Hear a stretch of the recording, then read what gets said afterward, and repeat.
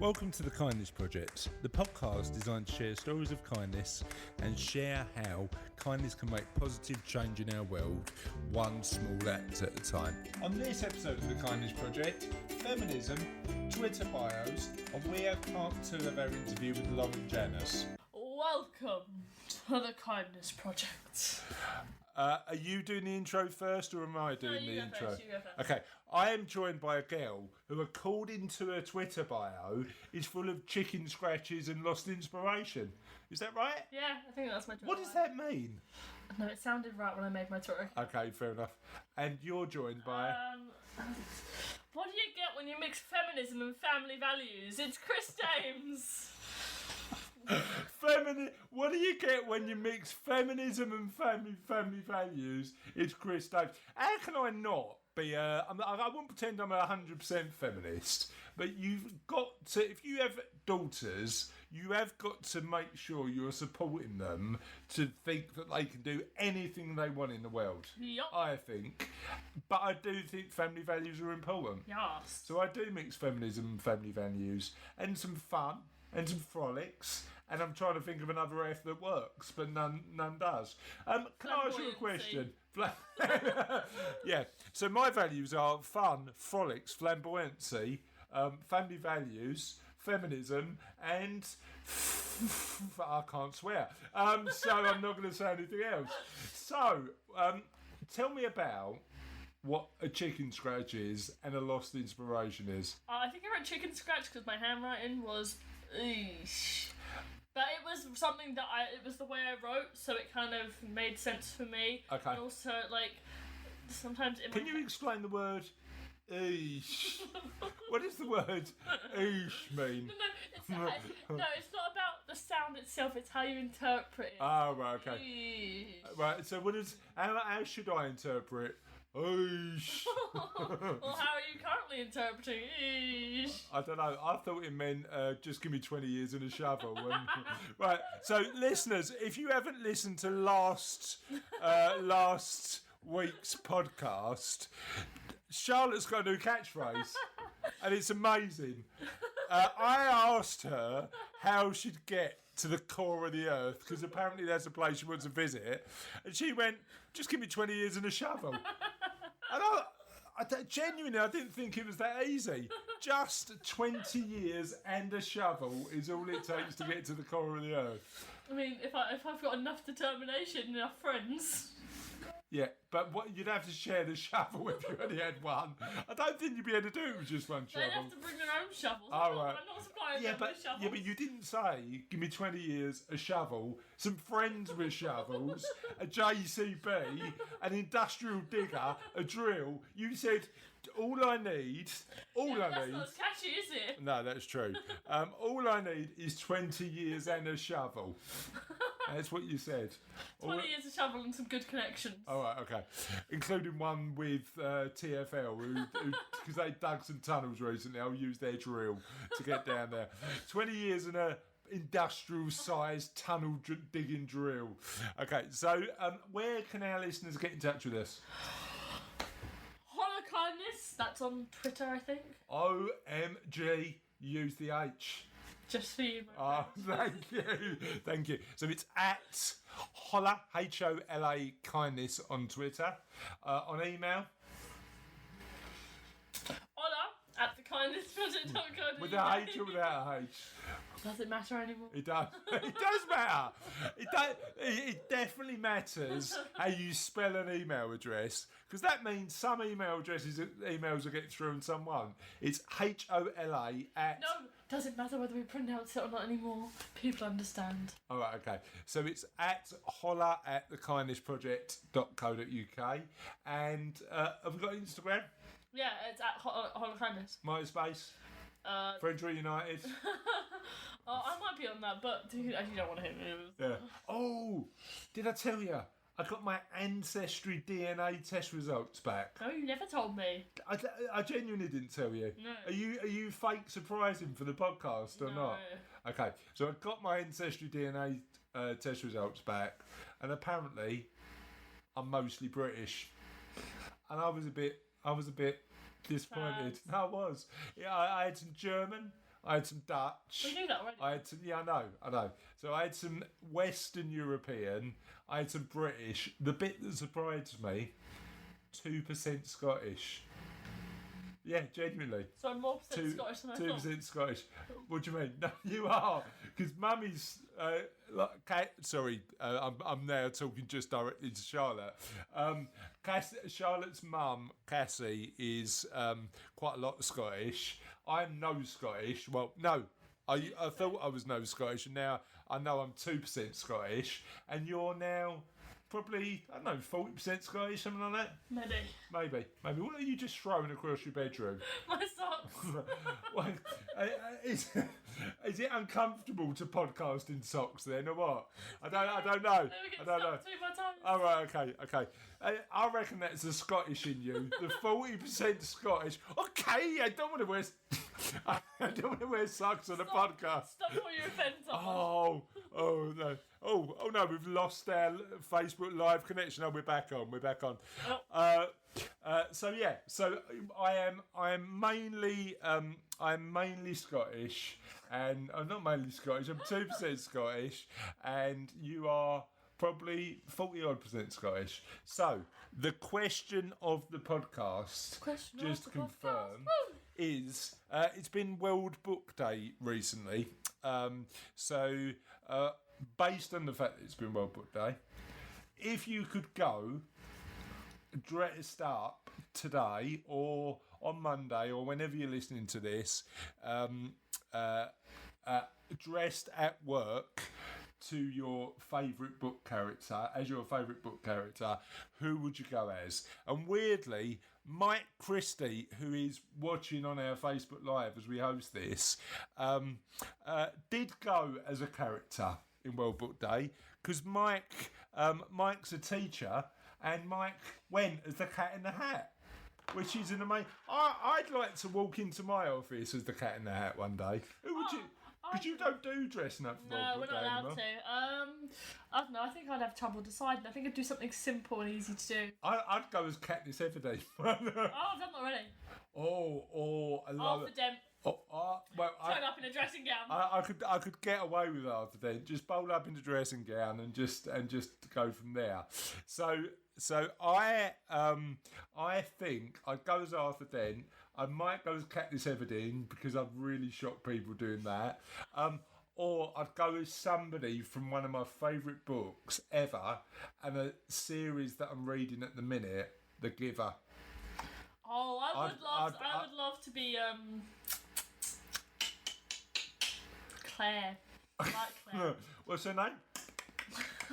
Claire. Walter Clare. Yeah, Walter Clare. Well, I haven't read the last book in the 4-part series. Claire's the protagonist of the last book. Yeah. But so I might read that, and we'll see how we go. However, that's who I'd go as: Arthur Dent, or a really shocking Katniss Everdeen.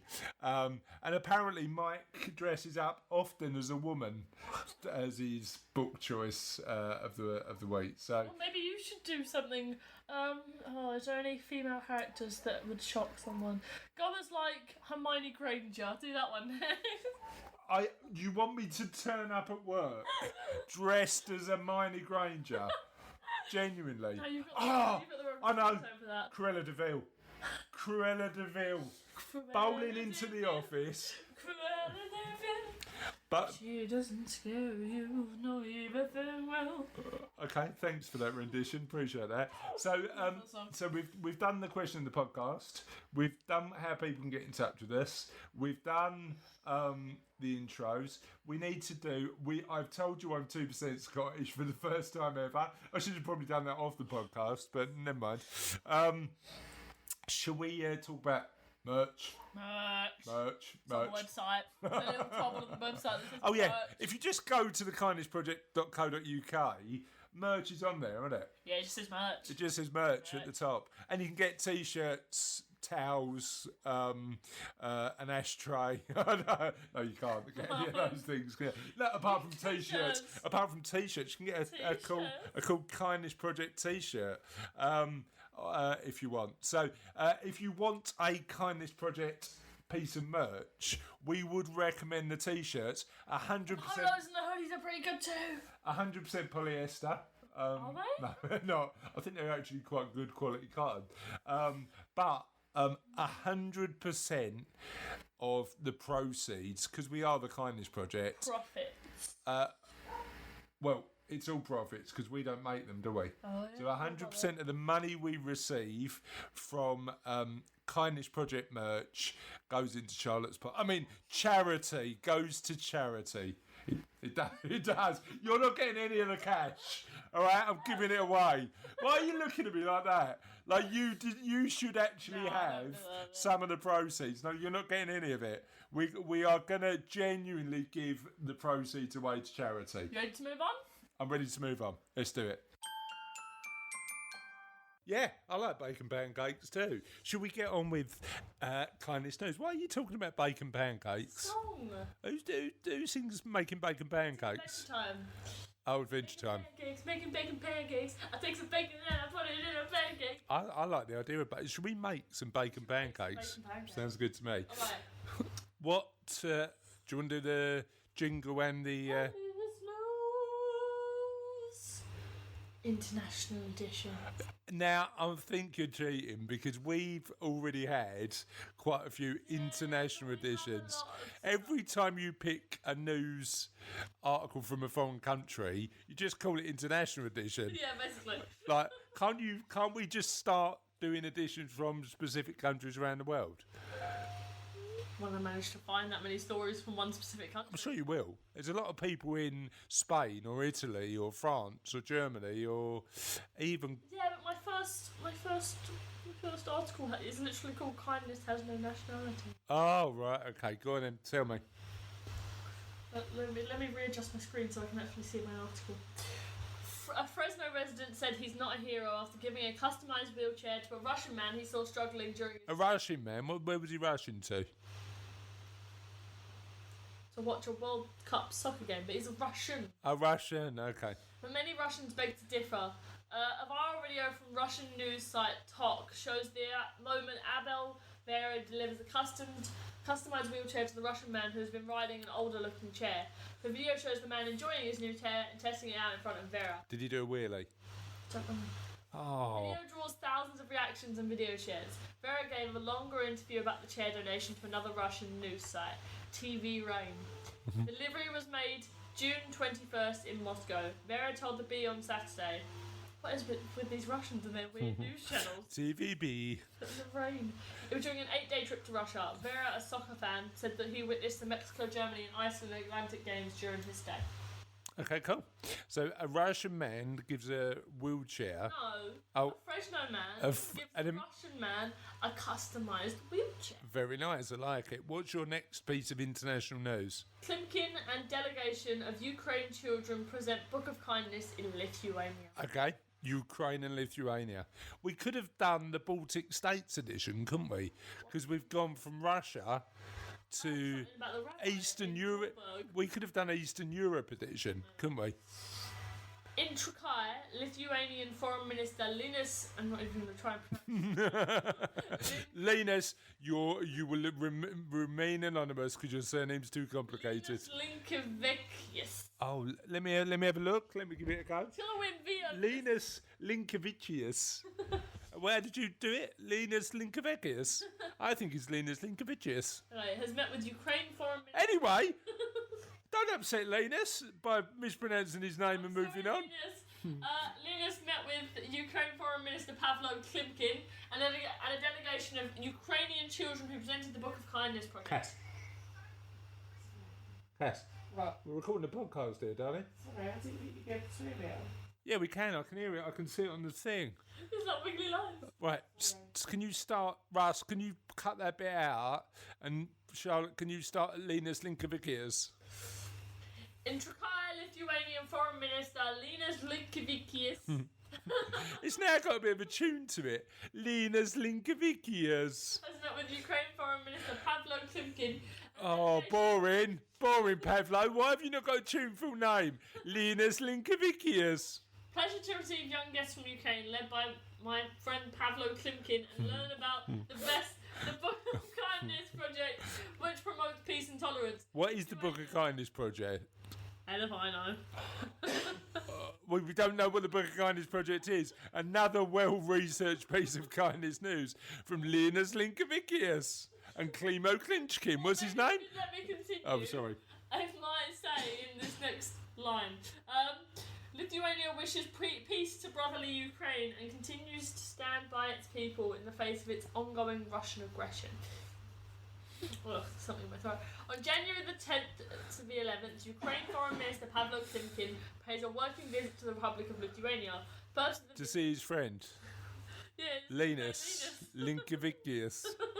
The purpose of the visit is to participate in the annual discussion club SNOW meeting that is platform to discuss topical issues related to the current challenges into Europe and the world's security. So they're mates now. They're mates. Linus and what was the other guy's name? Pavlo. Linus and Pavlo, best friends.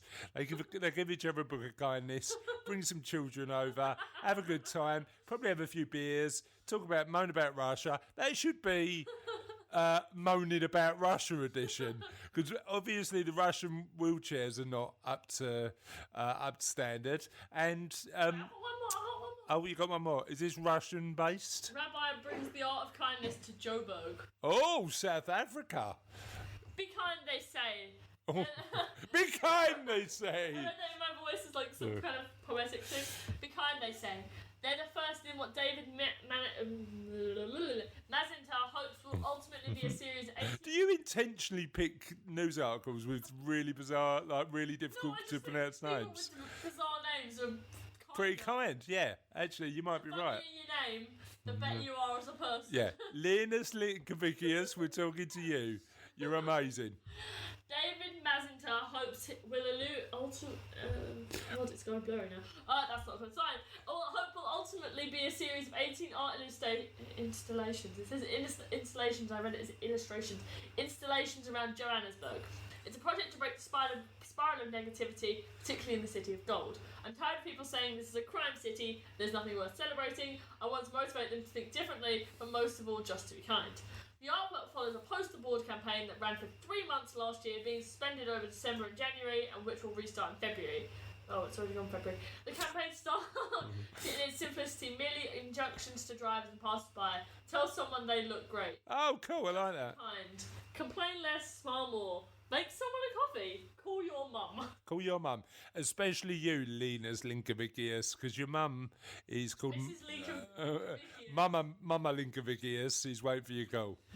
We are just trying to bring the art of kindness to Johannesburg. Mazinter is a firm believer in the overwhelming humanity and compassion of people, especially South Africans. There's a teaching, he says, that if someone does bad, speaks it, or even thinks it, negative energy is created. On the other hand, if one does good, speaks good, a positive energy is created.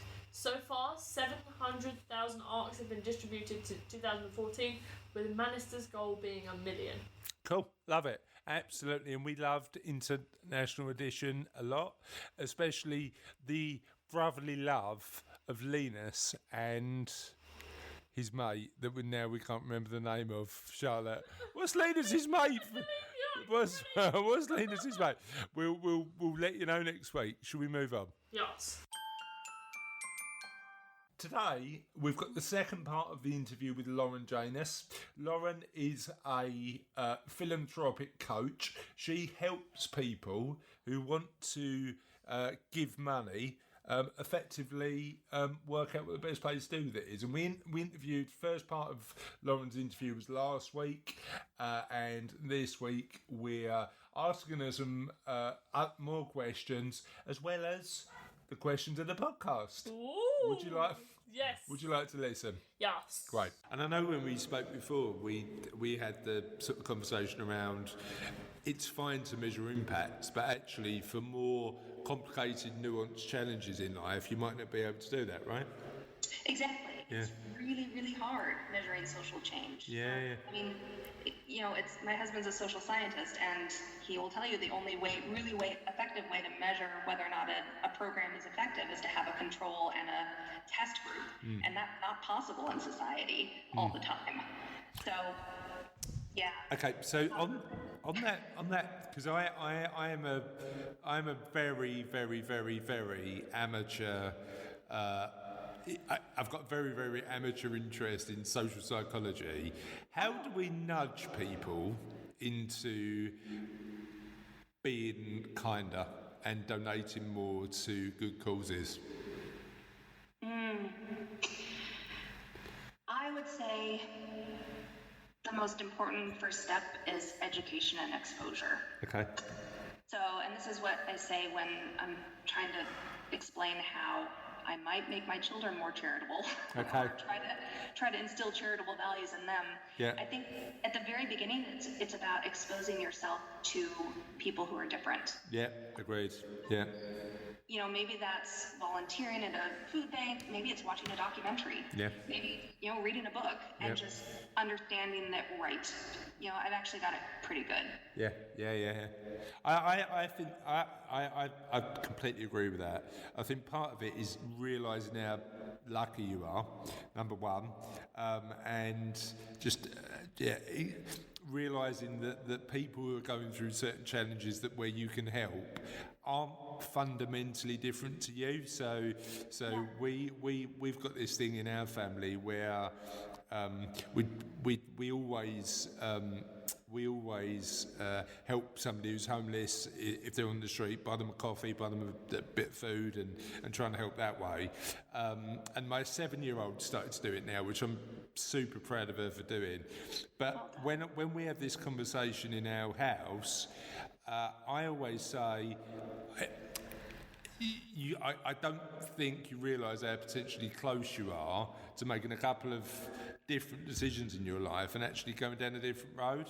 And I think that perception of, it'd never be me, when mental health is often such a precarious thing, is a dangerous path to take, and certainly one that I don't take for granted. I think it's important to do. What do you do personally to educate your kids about kindness?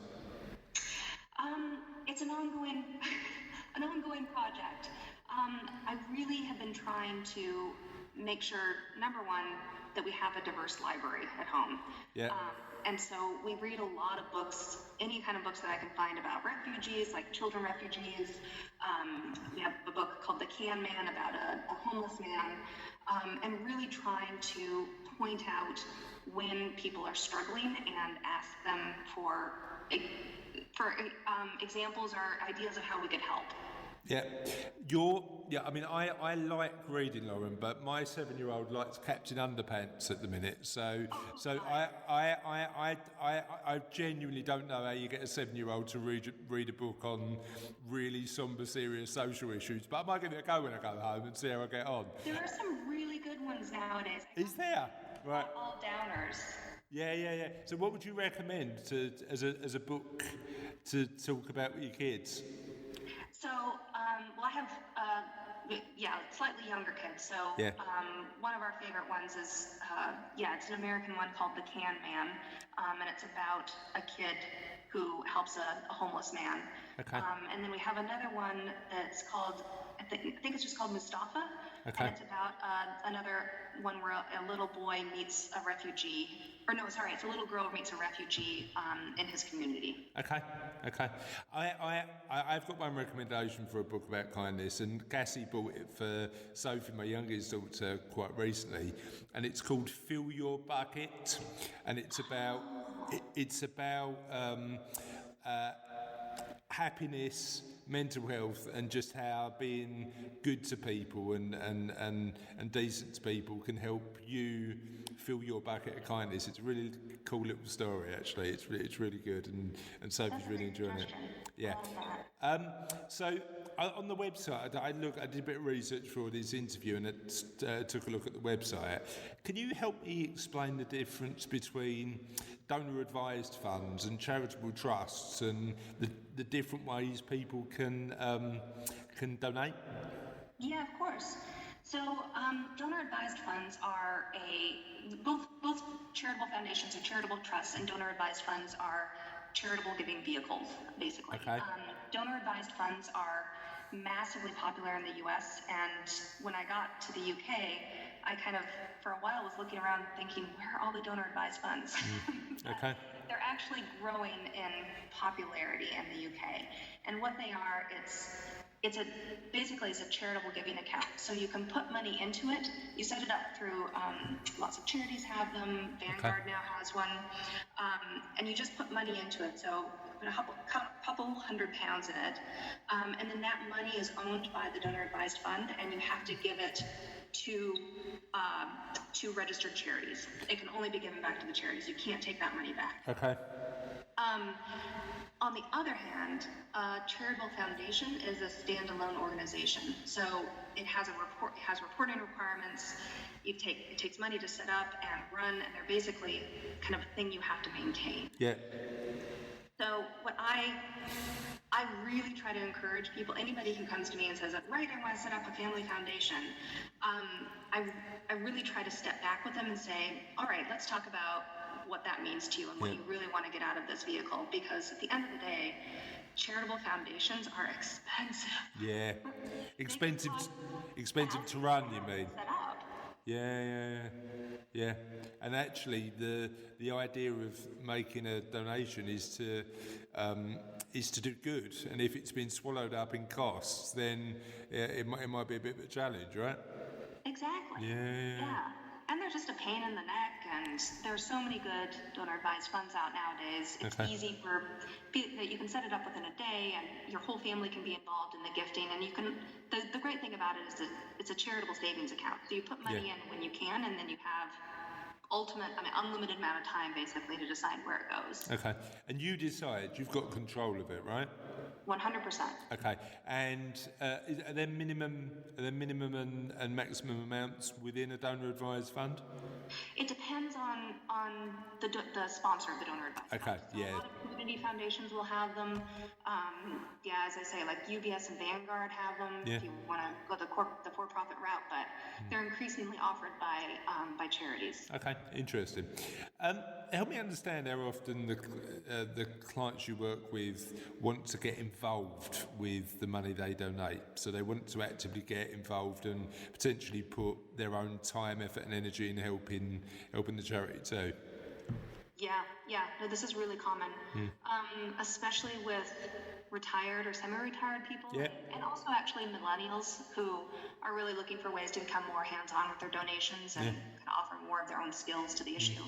So I think with this question, first I'd have to say, as somebody who's worked in the charity sector, I can say that it's really hard to find valuable volunteer opportunities for people just kind of off the street who are looking to help out.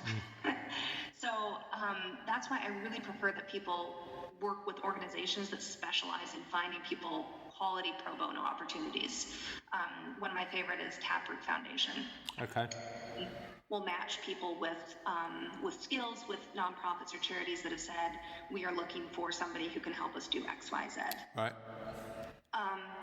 But if a donor really wants to help a specific charity that's meant a lot to them, I really advise them to have a conversation with the charity and talk to them about what they want and what would be most helpful to them, because charity workers are usually hugely overworked, and I think you just really have to be cognizant of the fact that you don't want to add to their workload by adding volunteer management onto it. Yeah. Spot on. So it's making sure that you're adding value as opposed to taking it away in terms of just creating another job for somebody. Exactly. Okay. If money was no objection, what charities would you support? Sorry? If money was no objection, what charities would you support? All of them. No, I think I would really talk to my spouse about it, and we would probably try to focus some long-term funding on the issues that are on the charities working on the issues that are most important to us. So in this case, it would probably be judicial reform in the U.S. And probably some form of environmental protection. Okay, so I realised after you answered that question is a bit rubbish, because if money was unlimited, you could support everything, couldn't you? So I'm never going to ask that question again. But thing to dream of. Yeah, absolutely. So let me ask a follow-up question on that. penal reform in the US, you don't think it's fit for purpose now. If you had a magic wand and you could change the rules immediately, what would you do? I can't say that I am informed enough about the problem right now to say this. I know this is the solution to the problem. Okay. But I know that the problem is that minorities in the U.S. are incarcerated at 3 times the rate of whites. Yeah. And that is, to me, fundamentally wrong. So I am looking for charities that are addressing this issue in a reasonable and hugely informed way. Yep. Do you think the challenge you've got is the fact that that's quite a political hot potato? It is, but actually, strangely, it's kind of become a bipartisan issue in the U.S. Yeah. Because conservatives are kind of hopping on board to this idea of getting people out of prisons. Yeah. So, in my mind, it's a way of compromise. But I think it's quite low down the list of both political parties at this right now. Priority-wise, yeah. You know what's interesting? There was an amazing documentary, and I read it, I watched it on Netflix about a couple of years ago now. I don't know if it's still on there. And it took a guy from a Danish prison and took him over to the US. And the Danish system was designed, and I know the society is different and culture is different in Denmark. It's a bit cooler, but yeah, it's the Danish system was all about how do we rehabilitate people so that they can be healthy contributors to society. And it was really interesting because there was an element in the documentary that where they let the prisoners design the prison they believed would be best for them. And the guy from Denmark just stood up at the end and said, if you just move the cafeteria there, that's what our prison looks like. And it was interesting how just that focus on prison not as a punishment, but prison as a place to help people integrate back into society was just engaged a bit of a conversation and debate. But yeah, it's. Do you think part of the problem's that prisons are so industrialised in the US now? That prisons are so industrialized, like they're owned by corporations. Yeah. Yeah, absolutely. Okay. They have a reason to keep the status quo. Yeah, cells occupied. Yeah. What's the greatest misunderstanding about philanthropy? Can I have 2? Yep. Okay. So my first one is that you need loads of money to be a philanthropist. Okay. And I think that is entirely incorrect, because if you've got an issue that's really important to you, say it's wildlife protection, and so you give £10 a month to a charity whose mission and kind of theory of change you're totally on board with, then you're a philanthropist, and that's amazing. Yeah. So I think that philanthropy, the word philanthropy needs to come out of the upper class and come down to lower levels, because anybody can make an impact. It's giving, isn't it? That's what you're doing. You're giving to help other people. Exactly. Yeah. Interesting.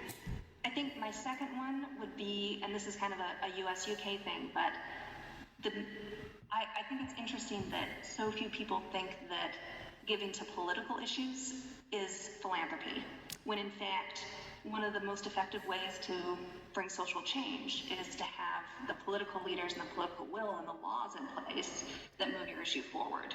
So it always surprises me when I talk to friends in the UK about their giving, which because they're British they don't want to talk too much about money, but I haven't run into anybody who's given to a political party or a political issue. Whereas in the US, that's very common. I mean, last year was an election year in the US, and that was one of the biggest donations we made was to a political outreach organization. Okay, it's interesting. Do you reckon? Why do you think that is? Do you think there's a mistrust of political donations and donations to organisations that are designed to make political change? Why do you think that is? I mean, it's a good question. question. It's one I still kind of struggle with. I think that a lot of it is cultural, that Americans are just much more comfortable talking about politics and money and their beliefs than traditionally British people are. Interesting. Yeah, I think it's just cultural. Okay, cool. So I want to finish on. We always let our listeners know where they can find out more about you. But before we do that, on the podcast, every single week we have a question of the podcast, and it's not kindness related. Typically, it's related to. It can be related to anything. So I'm going to just put you in the hot seat, Lauren, and give you some random questions that we've asked on the podcast last year. So. What's the best use of an egg? Decorating for Easter. Okay. I've got to disagree. I mean, I think omelettes are amazing, actually. And I was having a conversation in my office today with Brooke, who works with me, and apparently she makes the best omelette in the world. I'd have to disagree, and we sort of agreed to have a inter-office omelette challenge. So I don't know how we're going to. We are. It's going to be the Great British Omelette Off in our office coming up. So, what's your favourite piece of trivia? That's a really good one.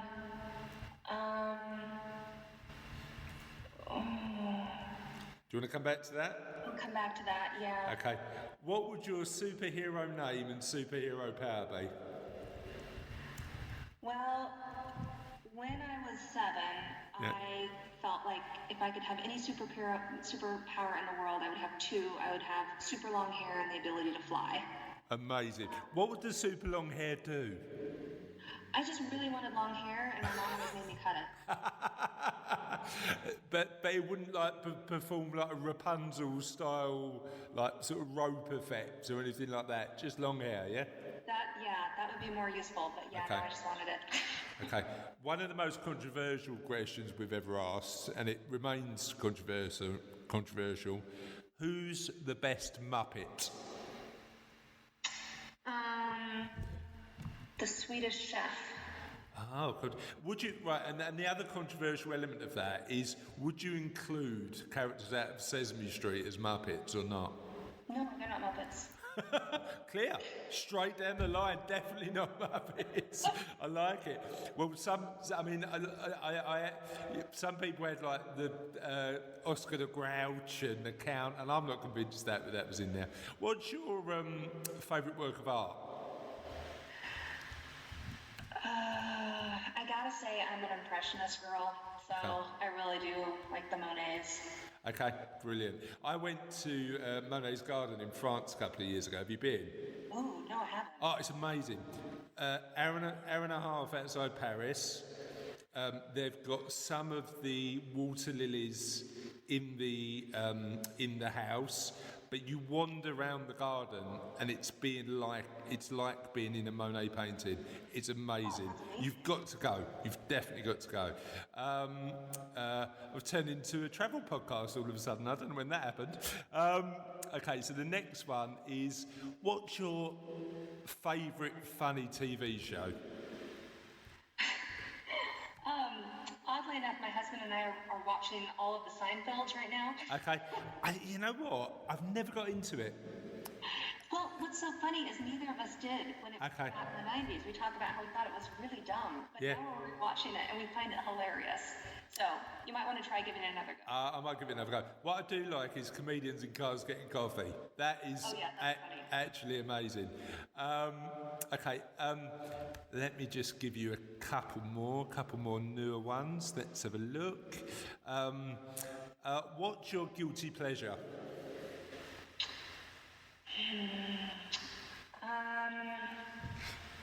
It's really boring, but it's dark chocolate. Oh, love it. Absolutely good. And who would you swap lives with for a week?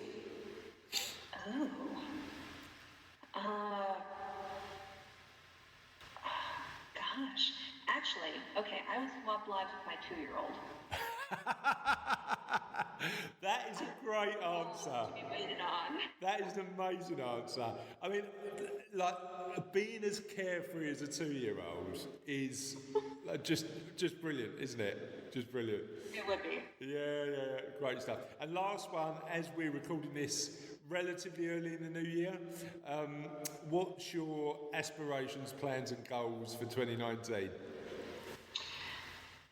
My goal is, I actually have been trying to spread this around so people can keep me accountable to it. But I want to visit as many Scottish castles as we can. Oh, cool. Like we just haven't been outside of Edinburgh nearly as much as we need to be. Can I give you a little tip on that? There's a castle called Doune Castle, Doune.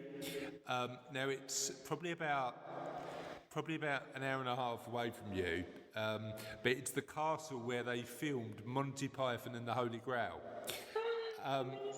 It's literally an hour and a bit away from you. Now, the good news is, when you get the audio as you walk around the castle, Terry Jones from Monty Python does the audio.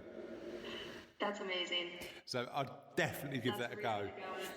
Yeah, and I've just realised we've definitely turned into a travel podcast. So before we go any further into talking about places we should go, can you tell our listeners how they can find out a little bit more about you?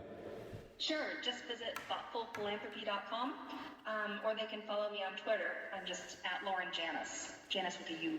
Amazing. Thank you so much for your time today. I've really enjoyed our chat. Thanks, Chris. Me too. Bye-bye. Bye. Cool. Thanks, Lauren. That was really, really good. I really enjoyed it. Yeah, that was lots of fun. Yeah, apologies for the questions at the end. I never know what I'm going to ask until I ask it. So really fun, actually. So, and if you do think of a really good piece of trivia that you want to share with our listeners, send me an email and we'll make sure we put it in the podcast at a later stage. Will do. All right. So that was the second part of the interview. What did you think about Lauren's interview? It was a good end. It was a good end. How about the rest of it? It was good. It was decent. Have you listened to it? No. You didn't give me time or the audio. All right. Okay. Fair enough. Shall we move on to the end of the show? Oh yes.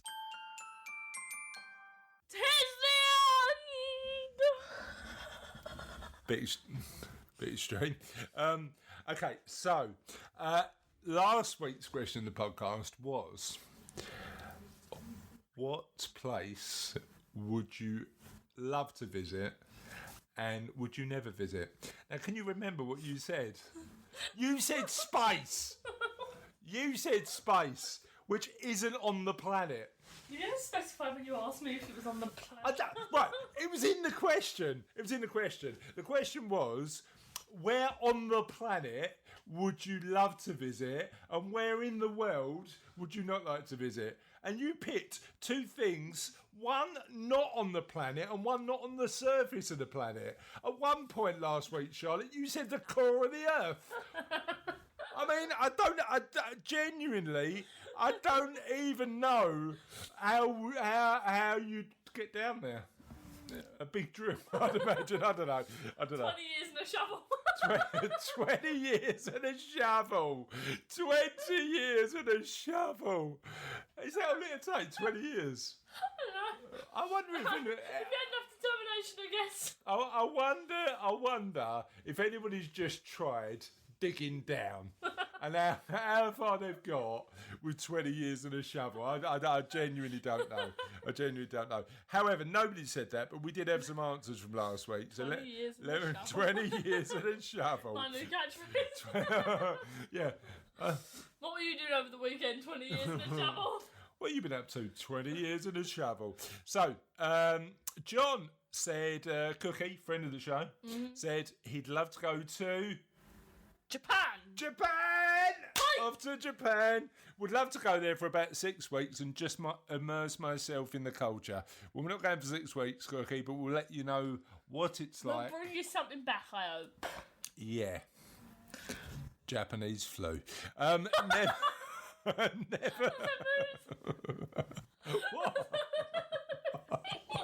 What? What?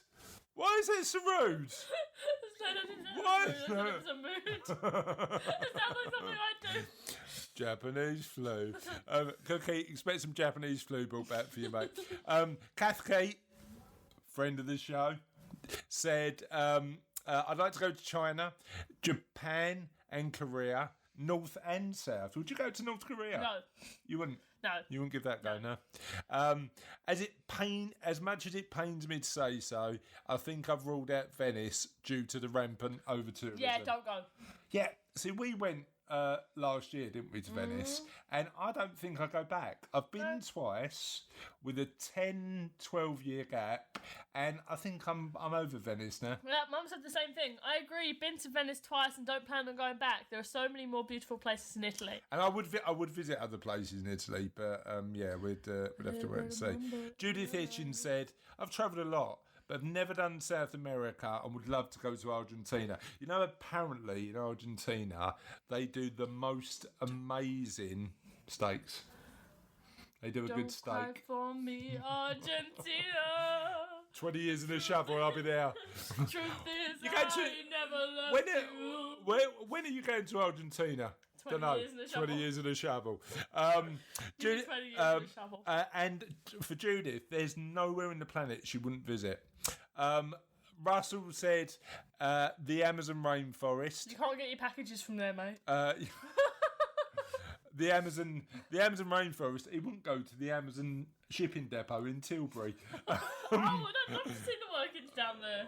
Maybe get me some Where would you prefer to go? An Amazon warehouse or the Amazon rainforest? Where would you? If somebody said you can only visit either the Amazon warehouse Does it have to or be the Tilbury one? Can I not just go to the main one? And then I can take a little train or a plane down to maybe. But Ra said the Amazon rainforest. He never mentioned the Amazon warehouse because I want to go look at bugs. I don't think there's that many bugs in the Amazon warehouse. Sam Wybrow said South America and any part, and I think he's not too keen on going anywhere near great white sharks. Oh, why not? They're friendly and docile.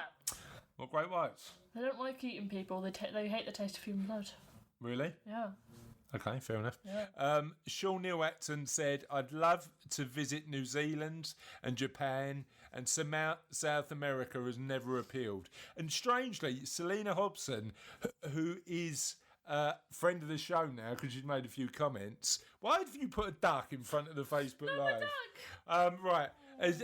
Her comments just come up because Selena would love to visit New Zealand, and a place she would never visit is Pakistan. She said her dad was from there, and we always feared that if he ever took us there, my sister and I would be married off. We do laugh about it now.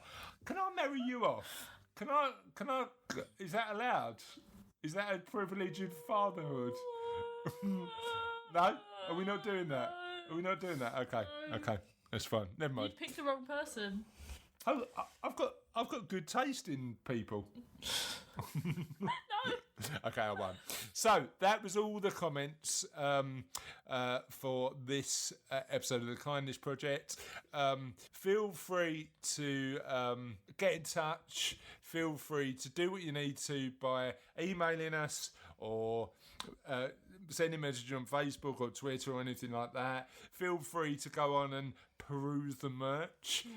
Peruse. But until next time, bye. Have a great week. Bye.